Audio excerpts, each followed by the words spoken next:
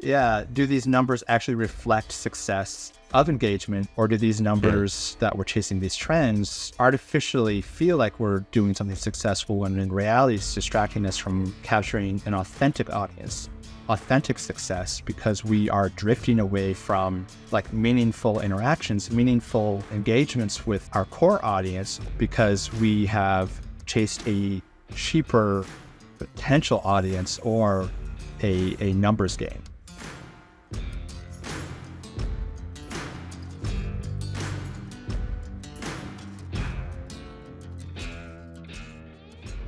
Welcome to the Backcountry Marketing Podcast from Portside Productions. Today, I'm sitting down with Kevin Knudsen. He's a creative and art director, a street artist who's been in the outdoor industry for the last 20 years. Kevin, you've had some jobs at REI, Filson, currently and most recently Eddie Bauer. Kevin, welcome to the show. It's good to be here. Thank you, Cole.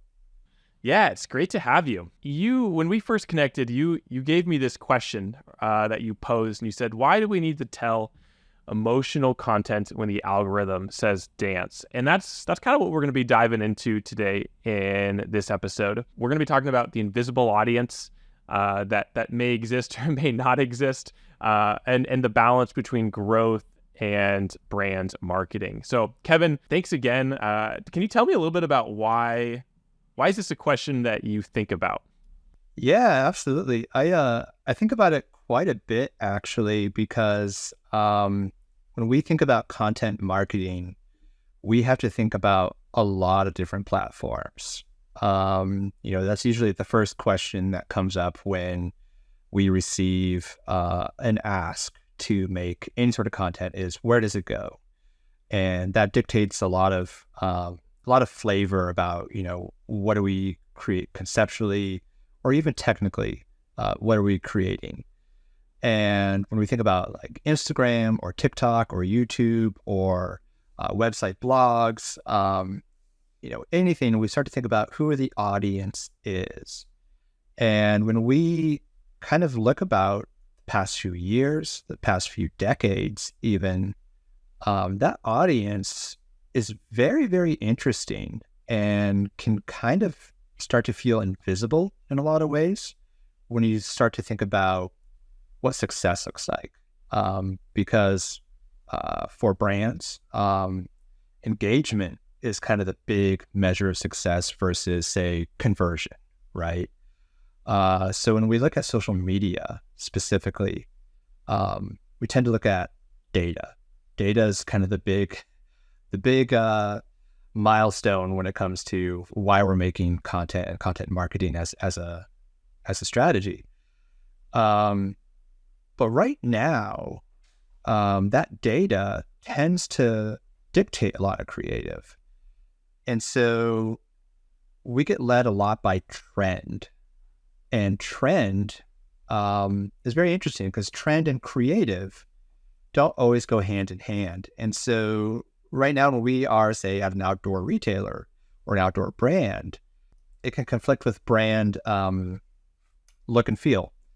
So when we get a lot of TikTok dances, when we get a lot of TikTok challenges or Instagram trends, it's hard to track kind of success because you're kind of jumping on this bandwagon. So previously, outdoor content was very aspiration-based, inspiration-based, motivating people to get outdoors, motivating people to kind of enjoy the product as intended in outdoor spaces. But now we're seeing a lot of briefs that come in that's like, follow what these people are doing on Instagram. Yeah. And dancing is a very popular one. Doing things that are very kind of non sequitur, that don't necessarily make a lot of sense. And so you start to have this kind of conflict as a creative of, well, I thought we were this outdoor brand. I thought we were trying to inspire people to do these healthy things. And now it's do this weird soundbite challenge or do this weird kind of this weird motion, because that's what gets a lot of engagement. And that means success, right? But it's hard to reconcile that sometimes. How does that actually translate to success for us as a brand versus as an individual in the social media space? So that's kind of the the start of that idea of like, why make meaningful content when the algorithm says dance? It kind of comes down to this shift in what is the purpose of content. If you think about content as like an extension of advertising, advertising used to be very culturally based. It used to be this this extension of reaching out to a community to motivate people to purchase or to align with a brand and a product.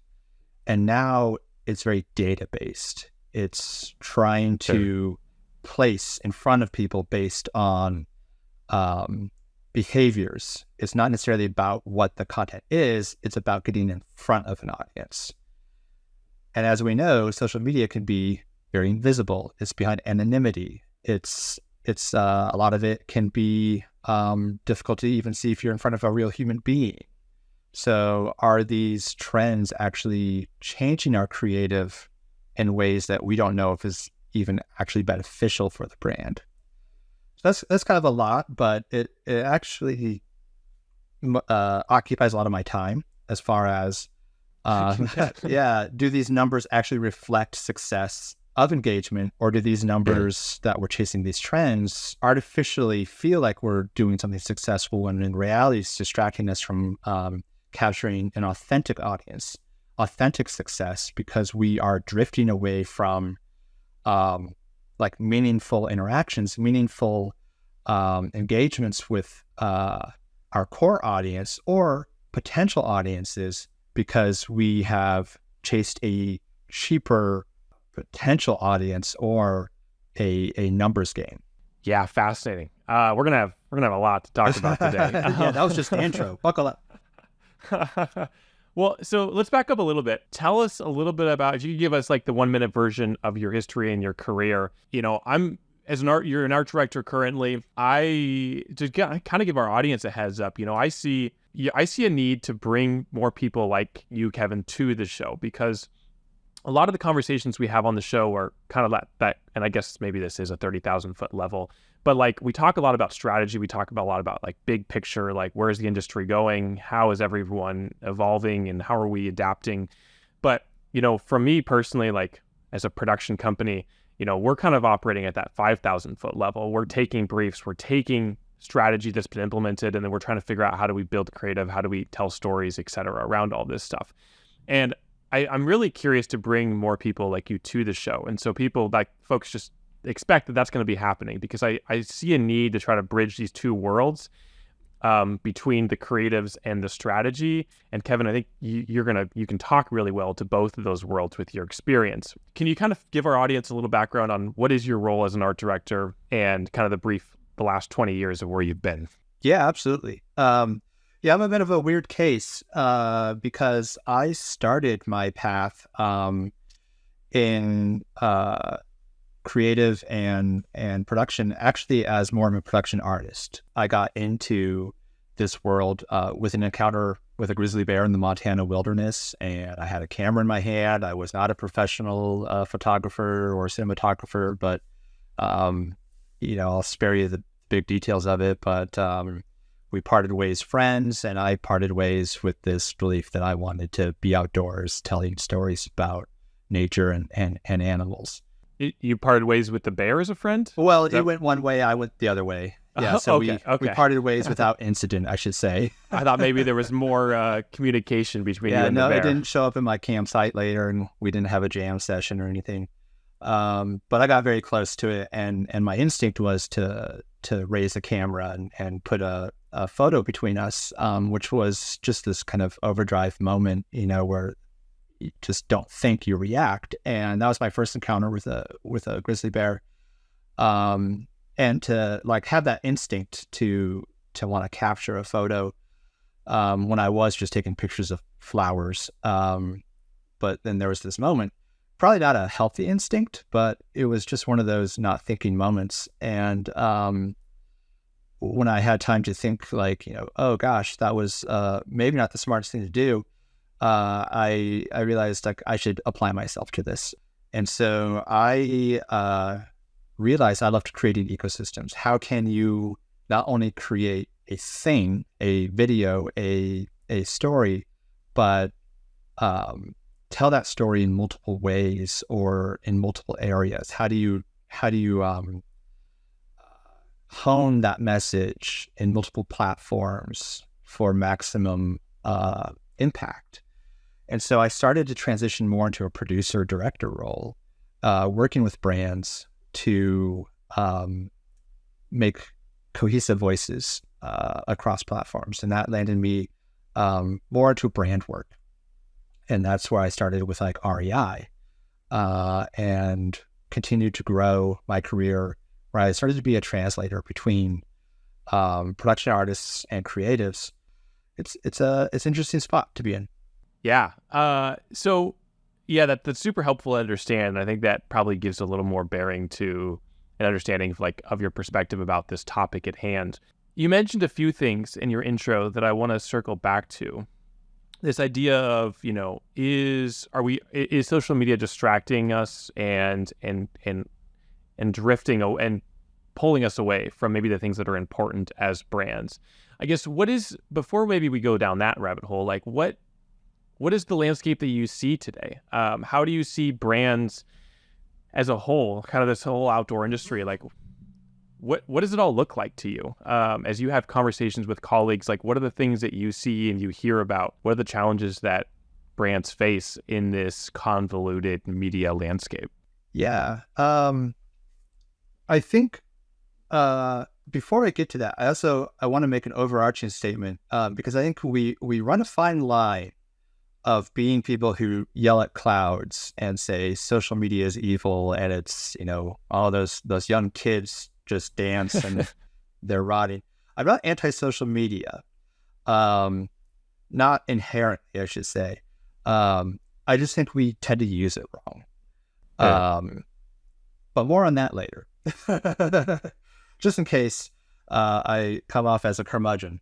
I still got a few years in me. But yeah, the state of the industry right now, it's at a point where I think it had a heyday of content marketing, where it was this unfiltered passion for the outdoors, and let's share all these beautiful stories, and let's welcome people into our brands with this vision of who we are and what we believe in. And right now, there's a lot of conflict in that. It's no longer unfiltered. It's very filtered. And to kind of sum that up would be very difficult. And I think would go a long ways to solve kind of what that issue is. I think some of it is a little bit nameless right now. But I think there's a lot of fear. There's a lot of fear in the industry of being yourself. And yourself, I mean the brand or exactly that brand's voice and vision. And when you put yourself out there of, we believe in this, we feel this, these are our values, you are being very transparent, you're being very vulnerable. And content is the vessel in which you share those values. Content marketing is where you can be editorial and be very true to what you believe and welcome people into that community. But unfortunately, those don't result in immediate conversion. Those are a long game. And when you start to see that you need more sales, you need more conversion, you need higher ROI in your content, that risk aversion becomes fear. And you don't want to invest in content. You don't want to make people mad if they don't align with your values. You don't want people to feel quote unquote alienated, which I disagree with, by sharing your values, but that's some conversations that have come up. And so you close off on that side of things. There's a lot of nothing words out there right now. It has to be exciting. Like, okay, like that's like asking, it has to be a viral video. Like, what does that mean? And so like you start to see this homogenization of creative, and that just doesn't mean anything. But then you look at what is succeeding out there. A lot of things aren't 15-second videos. A lot of things don't have a logo in the very first 5 seconds or the very first second. So you're getting this like beat sheet of how to succeed, but who stands up at the top? The people who throw that away. You're getting this beat sheet of how to fulfill deliverables for the platforms to keep the platforms in business, not necessarily to succeed as an outdoor brand. And so, yeah, sure, there is a need to have impressions as a brand, to have content that keeps the business running. That's great. But when you are trying to create, again, inspirational content or content that welcomes people in that are prospective shoppers or customers, that isn't going to fit the need every single time. And so you have this kind of two-sided problem of a lot of outdoor retailers that are blanding down their values and their vision because they're risk averse. And then you have the platforms that are completely homogenizing what they think customers want because they're data driven, but then they're self-fulfilling that data. They're dictating what succeeds, and then they're seeing that succeed and they're throwing away everything else. And so nothing else can succeed because there's nothing else being made, except for the few things that then throw away that playbook, and then you see things succeed. How could you ever make a short film, or how could you ever crawl to the top with something emotional if everything is 15 seconds, has a hook at the beginning? I mean, that's just kind of silly. Those need to be made, don't get me wrong, but other things could be made too. We are in a system that is never binary, but we treat it as binary. I think I started to address some of that, but I might have gotten off topic there a bit. Well, so where does this, as you say, this risk aversion, where does that take us? And I guess it's interesting. You're mentioning like the history of like content. And I think we can all kind of look back on 2015, 16, 17, and I don't know where it stops, but there was this era, and Lindsay Hagen, who was on the show, I don't know, a year or so ago, we spoke about like kind of this quote unquote, the golden age of branded filmmaking, branded content, and how that's changed, and it's changing. But you go back, and I do this, like I'll scroll through, maybe not the like top 5 or the top 10 like outdoor brands, but you pick, some of the more medium-sized brands, and you go back through their YouTube content, and there's like this year where they all produced short docs. They're like the classic Yeti style. And I think for the most part, those flopped, like they didn't perform. And we can dissect a lot of reasons and probably analyze that. But there was this period in time where everyone was producing similar types of content, and for whatever reason, then everyone's stopped except for a few. And now here we are in a post-COVID slump where we need the ROI, you need the sales to make it to next quarter. But where does that risk aversion take us if we're no longer taking risks? Also, I think there's an irony there. It's like the outdoor industry, the outdoors is full of accepted risk. What's going on there between business risk and like risks outside? That's a different dichotomy that we could explore. That's a very good point at the end there. Yeah, I mean, we promote people rock climbing or even camping. It has its own risks, but we don't want to take those same risks. Something to be said about leading by example. So where does the risk aversion take us? Well, it's a race to the middle. And when we're all in the middle, no one stands out. And, it's a shame. For those of you listening in at home, here's what's interesting about the Red Bull model. Okay. I don't buy their product. But it's interesting because in this golden heyday, let me explain content marketing for those keeping track at home, especially C-suite folks, who maybe are thinking like, why would I ever want a documentary? This is how it works. So I, the person who's watching the films, draw a line and say, I'm never going to buy Red Bull, but I watched these short films. I remember watching like the I think it was Danny McCaskill, the BMXer. I'm not a BMXer. So you got 2 strikes against you, Red Bull.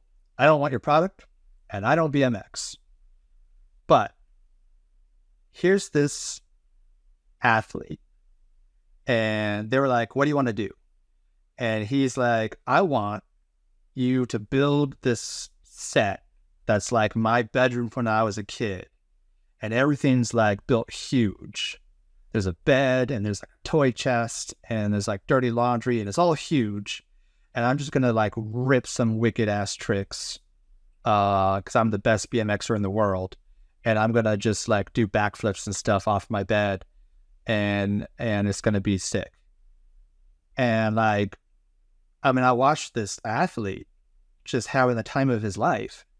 And what I saw was like an organization supporting the arts. This guy was an artist. He was having the time of his life. He also did Isle of Skye or Isle of Man. He did something in South America. I mean, to watch this guy is beautiful. And I am not in that world at all. But I saw, I don't want to get syrupy, I saw love, you know? And so I go and I rock climb. I do bike. I don't BMX, but I bike. You know, I experience the outdoors. I have friends. And when we need a pick-me-up out in the middle of nowhere, when there is sugar water and someone needs that sugar water, I have brand recognition. And when there's Monster Energy drink, Red Bull, and I don't know what the rest of them are, I might buy my friend that Red Bull because it's like, oh, I remember the Danny McCaskill, and this was 15 years ago. I still remember that. That's content marketing. That is delayed. That's not immediate ROI, but I remember that they put up hundreds of thousands of dollars to build that guy a bedroom for him to do wicked tricks on. That's sick. There was this very interesting time where brands were being, they got this idea. They got this idea that we don't need this immediate return because we will be interesting and hold people's attention and be entertaining. Pure entertainment. What happened was a lot of brands brought people internal. They said, we want this. We want Yeti. We want Red Bull. But we're not going to fund it. You know, you're internal. You should be able to make it. And I think it got super saturated. I think a lot of people still tried to give that effort. They tried to do as much as they could. We saw that worked for a little while. It probably worked from 2008 to 2015, maybe a little bit above. People were really rallied. They tried as hard as they could, and then it collapsed. We realized it couldn't happen forever. We made a lot of that content. We made it very, very inexpensively. We probably made too much of it. And then the pandemic happened. We couldn't make that much more of it for a while. And now, again, we have very risk averse. We were already working on very little resources. Now there's almost no resources. And here we are again. So it's just this kind of trilogy of problems where it was working really, really well. There was a lot of wanting to copy that model, and then the world got in the way. But when we talk about how those stories are kind of becoming oversaturated, you know, I think I should probably give another blanket statement that, you know, the observations I'm having and the statements I'm making are pretty much anecdotal and are just ideas and observations. And I'm sure there are smarter people than me out there who have been able to explain this. But here's how I think probably that is coming about. It's resources. So when we look at documentaries, like documentaries that have made it to silver screen or you know, I would say even like Netflix, or that get bought up at film festivals. You have timelines, and those are usually funded by filmmakers for a long time, and then they hope to get bought. You know, I worked on one that was shot over 4 years. and then was bought up by the Smithsonian Channel. That's a long time. You will not get a brand to buy off on a 4-year-long project unless that had already been done and funded by someone. And then, even then, they're not going to pay for 4 years of your production, right?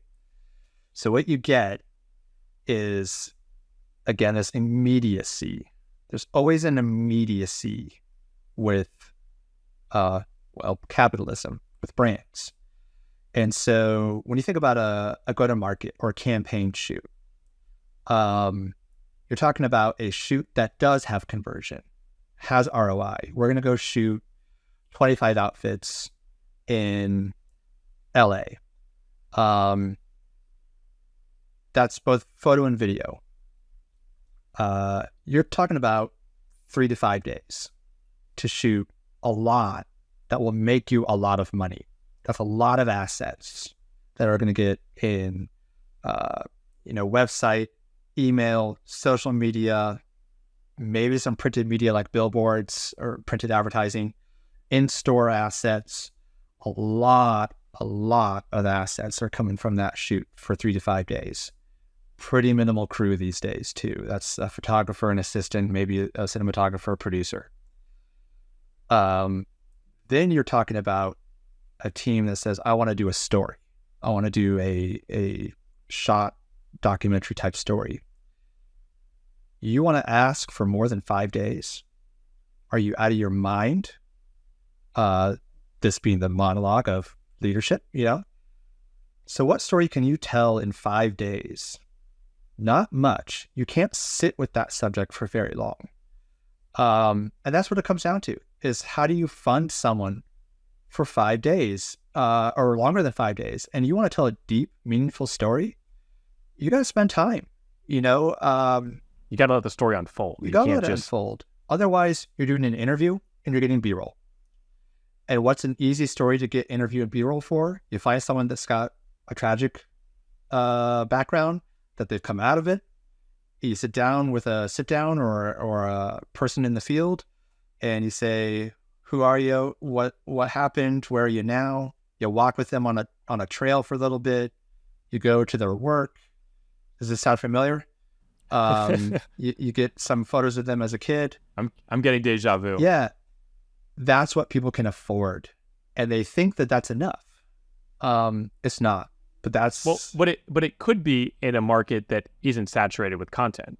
But in an industry where that content is everywhere, I think that's part of the problem. Yeah, and we're seeing that from all the brands, and it's just very practical from a cost perspective, but not from a return investment. Now, some companies can knock that out of the park, but that's creative thinking, because they find something a little bit different, or they find a little bit of a different story. So it's not impossible, but it's a bell curve, right?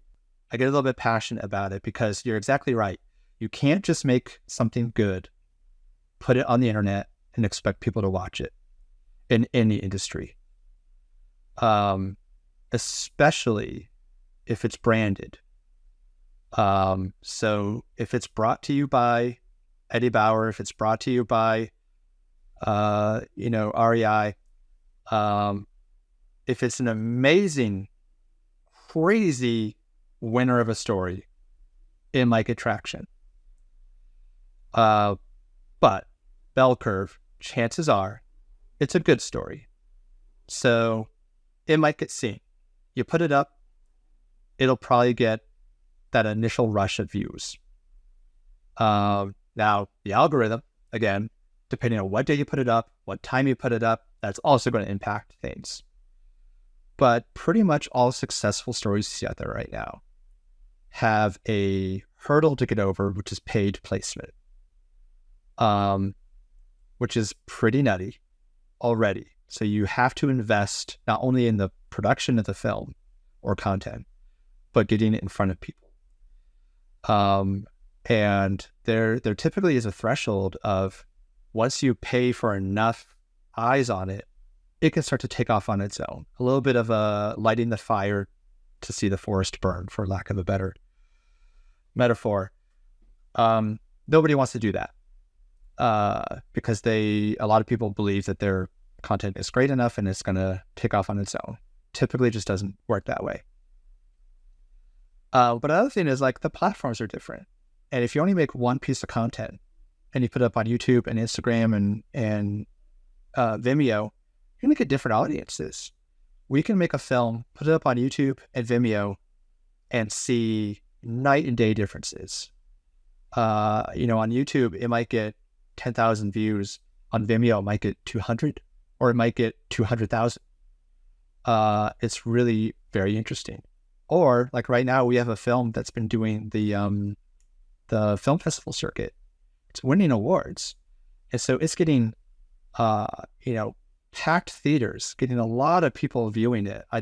It's impossible to know the numbers. It's impossible to know the impact. But it's doing great and no one's really watching it online. So, is that successful? We're seeing physical bodies filling theaters in mountain towns, in outdoor film festivals. That's directly with our customer, who are choosing to occupy a theater, to watch our content physically, but they're not finding it online. So like, maybe that's successful. But then also there's this whole game about algorithms. No single piece of content is a monolith and should never be measured as a success or a failure. And especially I'm going to pick on YouTube here because a lot of the work that we do as filmmakers or content creators ends up on long form player platforms like YouTube. And YouTube is very secretive about their algorithms. And so they change it quite often. And right now, YouTube as a platform has changed to be a little bit more like a TV model. So although they don't expressly put out their algorithm data, a lot of people talk about it. Right now, they favor content that's over about 10 minutes long and that shifts subject content about every minute. There's a lot of other invisible kind of algorithm stuff in there right now. Really, it used to be you had to have really great keywords. That's not so much the issue anymore. Like, in fact, even YouTube's support pages say like you don't even need to keyword it anymore. Probably because AI knows everything that's said and they just do it in the background anyway. Oh, and I think if I had to derive one point from what you're sharing, which I think is really valuable, it seems like there are so many opportunities for there to be, as I said earlier, like pitfalls and like opportunities to create false data points that then can influence decisions down the road. And you're talking about the amount of work that it takes to make something like this successful. Like, it's a lot. And if you theoretically miss a step or you miss a few steps, like, it has a negative impact on the creative and the story as a whole. And then when the next year comes around and the marketing team is trying to decide to, do we allocate budget for this project?